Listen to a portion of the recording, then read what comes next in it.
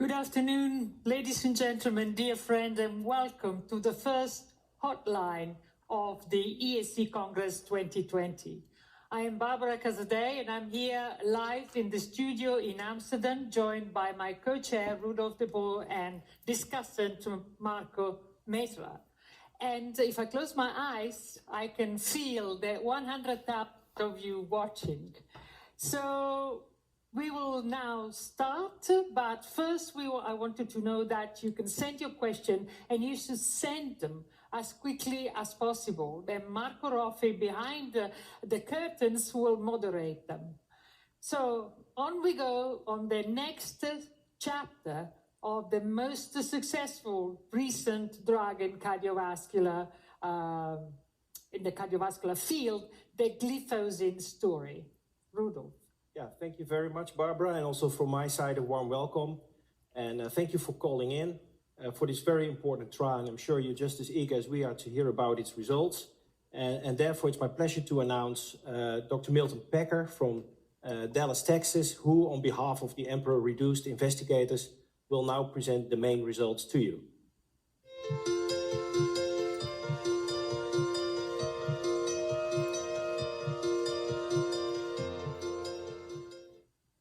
On behalf of my co-chair, Fayez Anad, and our committees and investigators, I am very pleased to present the top-line results of the Emperor Reduced trial to you for the first time. SGLT2 inhibitors reduce the risk of heart failure hospitalizations consistently in patients with type 2 diabetes. At this meeting 1 year ago, the DAPA-HF investigators showed that dapagliflozin improved major outcomes in heart failure with a reduced ejection fraction, whether patients had diabetes or not. The Emperor Reduced trial evaluated the effects of the SGLT2 inhibitor empagliflozin in heart failure with a reduced ejection fraction, with or without diabetes. As compared with DAPA-HF, we designed the trial to enrich for the enrollment of patients with a left ventricular ejection fraction of 30% or less. Patients with ejection fractions of 31 to 40% were enrolled only if they had very high levels of natriuretic peptides. Eligible patients were randomized double-blind to empagliflozin 10 milligrams once daily or placebo, in addition to all currently recommended treatments for heart failure. We designed the Emperor Reduced trial using a statistically rigorous hierarchical testing procedure to minimize errors created when testing multiple hypotheses. We specified only 3 major endpoints for the trial. Our primary endpoint was a composite of cardiovascular death and adjudicated hospitalization for heart failure. Our first secondary endpoint was the total number of hospitalizations for heart failure, including first and repeat admissions. And our second secondary endpoint was the slope of the decline in glomerular filtration rate over time. As described in our original protocol, these 3 endpoints were the only formal hypotheses that we prospectively planned to test, and therefore we will show p-values only for these 3 endpoints. Of course, we did prospectively define other endpoints, but since these were not included in our hierarchical testing procedure, we show 95% confidence intervals for these analyses. This slide shows the administrative structure of the trial. The trial was carried out at 565 centers in 20 countries. The sponsors of the trial were Boehringer Ingelheim and Eli Lilly and Company. A total of 3,730 patients were randomized into the Emperor Reduced trial, 1863 to empagliflozin and 1867 to placebo. Only 8 to 9% of the patients had double-blind therapy discontinued due to an adverse event, with no difference between the groups. Vital status was ascertained in 99.4% of the patients at the end of follow-up. Here are the baseline characteristics of our patients. As compared with DAPA-HF on the right, our patients had lower ejection fractions, higher levels of natriuretic peptides, and worse renal function. Over 70% of our patients had an ejection fraction of 30% or less. About 20% of our patients received a neprilysin inhibitor at baseline, compared to only 10% of patients in DAPA-HF. Because we enrolled sicker patients, our event rate for the primary endpoint was 21 per 100 patient years of follow-up, which was about 40% higher than in DAPA-HF. Here are the top-line results for our primary endpoint. There were 462 primary endpoint events in the placebo group, but only 361 events in the empagliflozin group. This translated into a 25% reduction in the risk of the primary endpoint with a p-value less than 0.0001. Here are the individual components of the primary endpoint. The benefit on the primary endpoint was driven by a 31% reduction in risk of heart failure hospitalization, as compared with an 8% lower risk of cardiovascular death. We prospectively stated that these results were to be shown descriptively. However, the upper bound of the 95% confidence interval for the effect on cardiovascular death was greater than 1.0. Here are the effects on the primary endpoint in 12 pre-specified subgroups. Our primary subgroup of interest was the influence of diabetes, and as can be seen, the magnitude of the benefit was very similar in both diabetic and non-diabetic patients. In addition, the benefit of empagliflozin was consistent in other subgroups, as shown in this slide and as shown in this slide. Now, the last subgroup on this slide shows the influence of the use of a neprilysin inhibitor at baseline. And it is noteworthy we were able to achieve statistical significance both in the presence and absence of a neprilysin inhibitor. We also achieved success on this second endpoint specified in our hierarchical analysis. Empagliflozin reduced the total number of hospitalizations for heart failure, first in repeat events, by 30%, from 553 to 388 events. The p-value for this effect was 0.0003. We also achieved success on the third endpoint in our hierarchical analysis. Empagliflozin reduced the rate of decline in glomerular function with a p-value of less than 0.0001. At the end of the trial, in nearly 1,000 patients, renal function was reassessed about 38 days after the withdrawal of the study medication in order to evaluate eGFR unconfounded by the presence of the drug. Over the course of the trial, eGFR declined by 4.2 in the placebo group, but by only 0.9 in the empagliflozin group, indicating the drug prevented the progressive deterioration of renal function seen in patients with heart failure. This benefit on renal function is underscored by our finding on the composite renal endpoint. This endpoint includes the need for chronic dialysis or renal transplant or a profound sustained reduction in eGFR. Empagliflozin reduced the risk of a serious event by 50%. And as you can see, the upper bound of the confidence interval was less than 1.0. In summary, in the EMPEROR Reduced trial, we specified only 3 endpoints in our hierarchical testing procedure, and we achieved success on all 3 endpoints. For each endpoint, the benefit was clinically important and statistically robust. Now, I just want to mention 2 other analyses. We observed a meaningful improvement in KCC quality of life in the empagliflozin group. In contrast, the hazard ratio for empagliflozin on all-cause mortality was 0.92, with confidence intervals that include 1. Empagliflozin had effects on various physiological measures that are typical of those seen with SGLT2 inhibitors in clinical trials. Empagliflozin was very well tolerated in this trial. The frequency of serious adverse events was lower in the empagliflozin group, particularly with respect to events related to the heart and kidneys. The frequency of hypoglycemia, hypotension, and volume depletion did not differ in the 2 treatment groups. I would like to place the findings of the EMPEROR Reduced trial into perspective by comparing our results with those of DAPA-HF. As can be seen with respect to the primary endpoint and for the risk of heart failure hospitalizations, the results of DAPA-HF and EMPEROR Reduced trials are virtually superimposable. with a 25 to 30% reduction in risk. The composite renal endpoint was reduced numerically more and was nominally significant in the EMPEROR-Reduced trial, but not in DAPA-HF. Cardiovascular death was reduced numerically more and was nominally significant in DAPA-HF, but not in EMPEROR-Reduced. Now, what are we to make of these cross-trial comparisons? For perspective, it is important to remember how dapagliflozin and empagliflozin performed in patients with heart failure with type 2 diabetes. In diabetes, both drugs produced about a 30% reduction in heart failure hospitalization, just as in the heart failure trials. Cardiovascular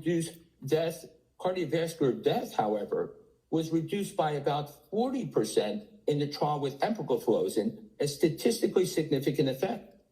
But cardiovascular mortality was reduced by less than 10% in the trial with dapagliflozin, even when comparable groups of patients were compared across the two trials. Therefore, if one wants to reach conclusions about a difference in mortality effect of dapagliflozin and empagliflozin by doing cross-trial comparisons, by the way, something I would not recommend, the conclusion one would reach in trials of heart failure would be opposite to the conclusion one would reach in trials of diabetes.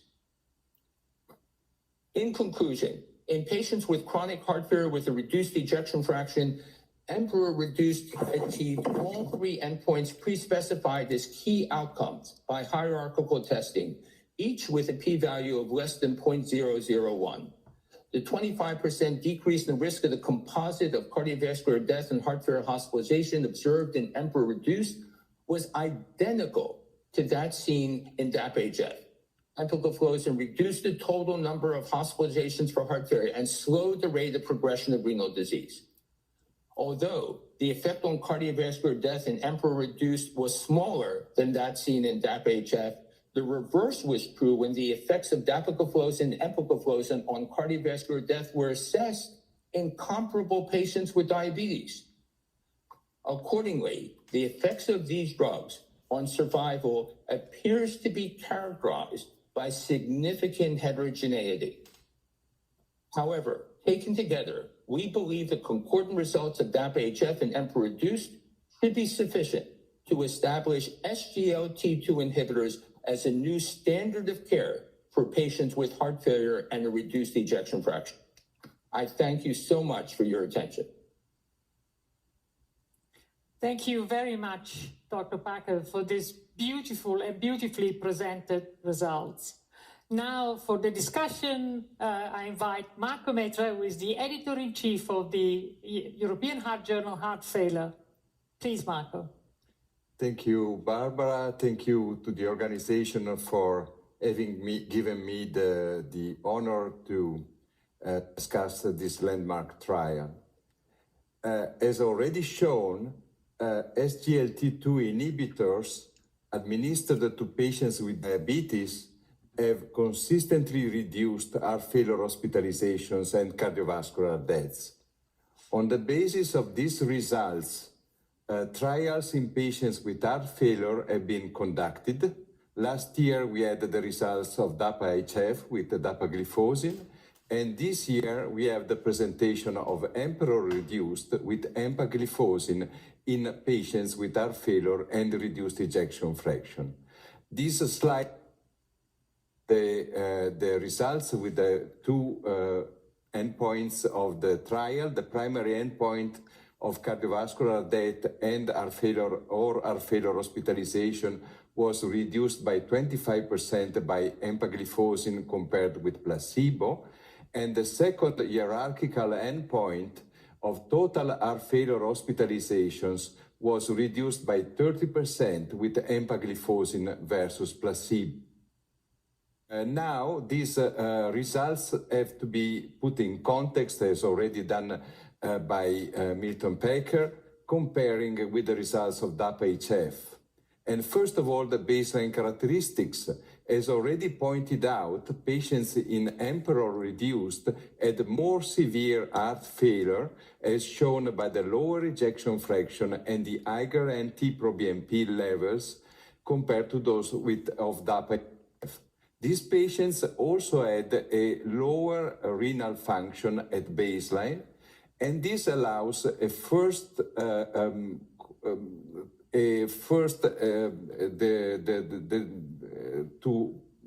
enlarge the results that we had with DAPA-HF. In fact, in DAPA-HF, patients had a relatively low event rate with respect to renal dysfunction, and therefore there was no significant reduction in the main renal endpoint, whereas in EMPEROR, we had a 50% reduction in the renal outcomes with empagliflozin compared with placebo, and also a lower decrease in renal during follow-up. A second major difference between DAPA and EMPEROR is that in EMPEROR, approximately double the number of the patients were treated with ARNI. And this allowed reaching a statistical significance where this was not reached because of the smaller number of events in DAPA-HF. Therefore, with EMPEROR, we have the demonstration that the addition of SGLT2 inhibitors to ARNI is associated with a significant reduction in the main outcomes. Another difference that has been pointed out also before is that cardiovascular alone was significantly reduced in DAPA-HF, but not in EMPEROR reduced, which may be the possible explanations of these differences. First of all, it may be that there are differences between these two drugs. Such heterogeneity has not been shown with other outcomes, however. Secondly, it may be that the patients in EMPEROR reduced had more severe heart failure, and the drugs may be more effective if given earlier during the clinical course of the disease. Lastly, it may be also a chance finding, and in the end, only a head-to-head comparison between the two drugs can solve this issue.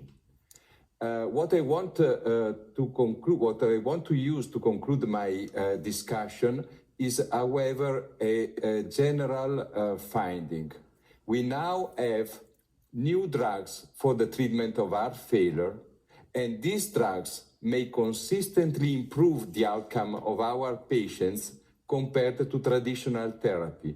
This is a recent analysis of 3 trials, EMPhASIS, PARADIGM, and DAPA-HF, and a treatment based on ARNI and SGLT2 inhibitors added to MRA and beta blockers may consistently reduce by 38%, by 62% cardiovascular death and heart failure hospitalization, 50% cardiovascular death, and even more for heart failure hospitalizations alone, compared with the treatment with just ACE inhibitors or ARBs and beta blockers. We must remind this message and have it in our everyday clinical practice. Thank you. Yes, thank you very much, Marco, for putting this trial data into perspective. And now we'd like to open up the discussion. And for that, I'd like to invite Dr. Milton Packer, who will now join us remotely, if technique is correct. Rudolph, do you hear me? Yes, I hear you. A very warm welcome to you. And first of all, congratulations from us all to you and your team for executing this excellent study and presenting it so elegantly. So are you happy to take some questions? I'm delighted. Very good. So we will receive questions from the outside world. People can and they're being passed on to us. So one of the first questions that come in is, based on these results, do you think we should now take into account the SGLT2 inhibitors, where neprilysin inhibitors are now more and more widely used? Do you think there is an additional space for these new drugs, or is it still too early to say so?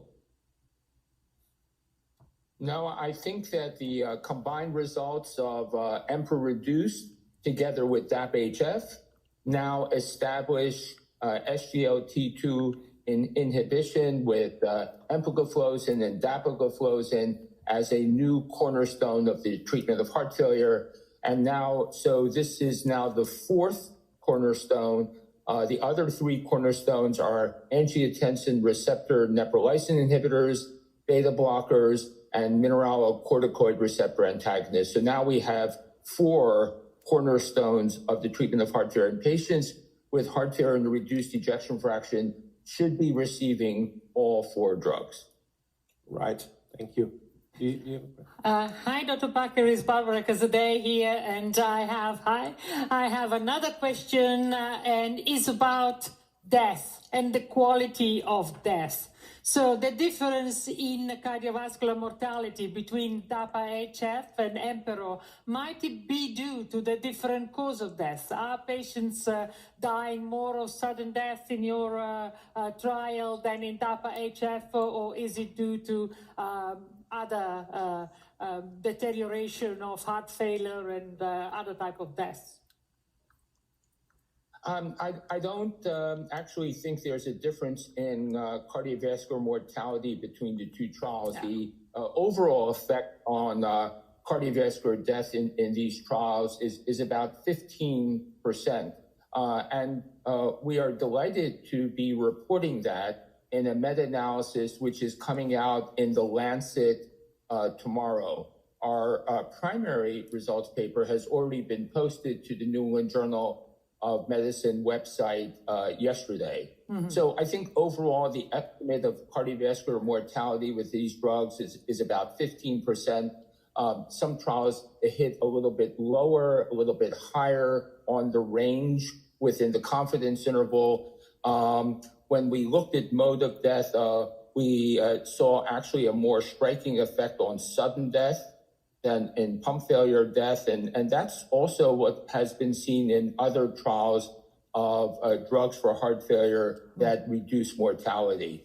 So I think that the data are actually quite consistent across the two studies. And if I may take the chair's prerogative to ask you a short question, and that is, can you put into perspective the results on quality of life as well? Because our Patients Forum are drilling us that they don't want more life, they want better life.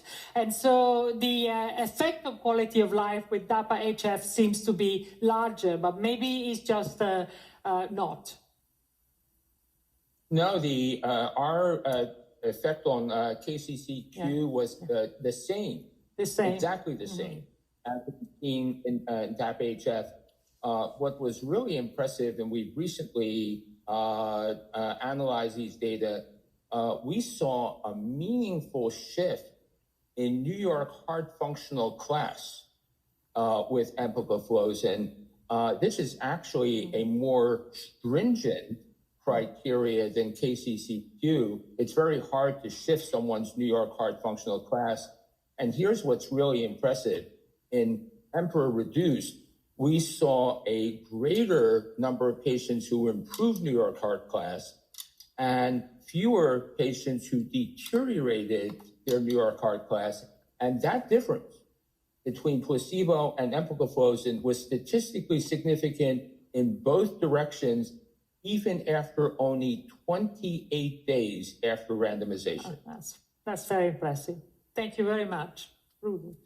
Yeah, thank you. Another question would be, and you already alluded to, we are blessed with a lot of drugs right now, maybe even 4, and people are asking, should we still start one drug first and then wait for its effect and then start another one on top of that? You are partly also accomplished of that, given that you did so many heart failure trials. Or are we now at a stage that we maybe can combine certain therapies together and, for example, start SGLT2 inhibition earlier than based on the history of trials? Rudolph, it's such a delightful question because people really wonder, how am I going to deal with all 4 drugs in patients, and what is the order, and do I up-titrate one before the other? The only way I can answer the question is to describe what I would like to happen to me if I had heart failure with a reduced ejection fraction. If I was just given the diagnosis of heart failure and reduced ejection fraction, I would want my physicians to initiate therapy with all 4 classes of drugs within the first 4 to 6 weeks after they have made my diagnosis. Now, that means I am recommending concomitant, nearly simultaneous initiation of therapy, not on the same day, but within a reasonably short period of time. Very clear, good. very clear, and Yeah. very challenging. One other question that came in by a lot of people: the renal effects of these drugs appear to be very striking and consistent in various trials. And actually, here at ESC tomorrow, we'll see the results from the DAPA CKD trial. Do you think these drugs ought to be prioritized in patients with heart failure with cardiorenal syndrome? I think these drugs should be prioritized for all patients who have an injured heart and an injured kidney, whether the cause of injury is diabetes, whether the cause of injury is chronic heart failure, whether the cause of injury is chronic kidney disease. We do not have any drugs for the treatment of heart failure. Certainly, we do not have any drugs for the treatment of diabetes that protect both the heart and the kidney simultaneously. One of the really impressive results of EMPEROR Reduce was not just our benefit on heart failure events, but our benefit on serious renal events. That's a very important finding in our trial. Absolutely. So the next question that we have deals with the interaction between pharmacological treatment and devices. So what is the advantage? Are these drugs equally effective in patients who have CRT or ICD? You've just mentioned sudden death. Yes, so what's amazing is that these drugs work whether one is getting a device or not. It doesn't matter if the device is an ICD or a CRT. And what's really interesting is we saw this in the Paradigm trial with neprilysin inhibition. There is a reduction in sudden death, even in patients who have received an ICD. And the reason is because there are 2 types of sudden death in people with heart failure. There are those related to a ventricular tachyarrhythmia. Those are prevented by an ICD. But half of the sudden deaths in people with heart failure are due to a mechanical event, asystole, electromechanical dissociation, the bradyarrhythmia. Those are hemodynamic events, and those are prevented by drugs that have beneficial effects on remodeling. So the drugs and devices work together synergistically to prevent sudden death in people with heart failure and a reduced ejection fraction. Thank you. We have time for one more question. Maybe you can say something about gaps of evidence. We're still waiting for trials in HFpEF, but do you think, are there gaps in evidence in HFrEF with regards to these drugs? Well, we have now 2 trials, very complementary, that reinforced each other considerably in heart failure with a reduced ejection fraction. There may be some gaps, but across the 2 trials, we have covered a pretty broad spectrum of patients with the disease. But Rudolph, you're 100% right. What we are looking for now, what we are looking towards, is the trials with SGLT2 inhibitors in patients with heart failure and a preserved ejection fraction. A year from now, we hope to present the results of a HFpEF with empagliflozin. Thereafter, there will be a large-scale trial in HFpEF with dapagliflozin. So give us another 12 or 18 months, and we will have a great deal more information for you across the whole spectrum of heart failure, both reduced and preserved ejection fraction. Great. Thank you so much, Dr. Packer, and we'll see you next year then. And thank you for, allowing us to start with a bang, which is what we really wanted to do. So thank you so much. Thank you so much, Barbara. Thank you. Thank you. Thank you so much.